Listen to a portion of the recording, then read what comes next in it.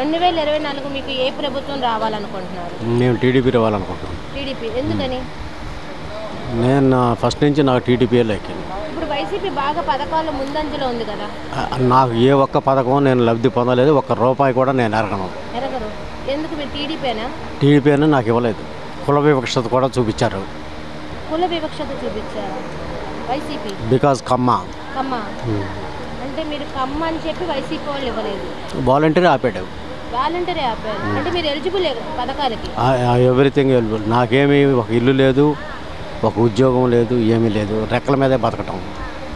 మరి ఈ పార్టీ చూడడం, కులం చూడడం, మతం చూడడం అని అంటున్నారు కదా వైసీపీలో, మీరేంటి అలా చెప్పుకోవాలి? అట్లా చెప్పుకోకపోతే అలా బతుకులేదు. చెప్పుకోకపోతే బతుకులేదు. మరి ఇక్కడ కోన రఘుపతిను ఇప్పుడు బాబా బికాజ్ నరేంద్రవర్మ నాకు దాదాపుగా 20 years బ్యాక్ నుంచి తెలుసు వ్యక్తిగతంగా. ఆయన ఫౌండేషన్ నుంచి కూడా నేను ఇదే ఫస్ట్ టైం నేను అటెండ్ అవ్వటం. మరి ఇక్కడ పోటీ చేస్తున్నారు నరేంద్ర వర్మ గారు, మరి కోన రఘుపతి గారు కానీ ఆయన ఎవరో తెలియదు, రఘుపతి ఎవరో నాకు తెలియదు మేడం. గెలవచ్చా మరి ఇక్కడ వైసీపీ? గెలవచ్చా అంటే ఇప్పుడు ప్రస్తుతం ఉన్న ఎమ్మెల్యే మీద కొంచెం ఇరిటేషన్ అనేది ఉంది కదా, దానివల్ల వర్మ గారు గెలవచ్చు.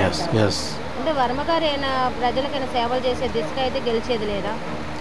గెలుతామంటే ఇంకొంచెం వితరణగా ఉండాలి. వర్మ గారు కూడా ఆయన పరిధిలో ఆయన కాకుండా నలుగురిని కలుపుకొని పోతా ఉంటే కొంచెం బాగుంటుంది.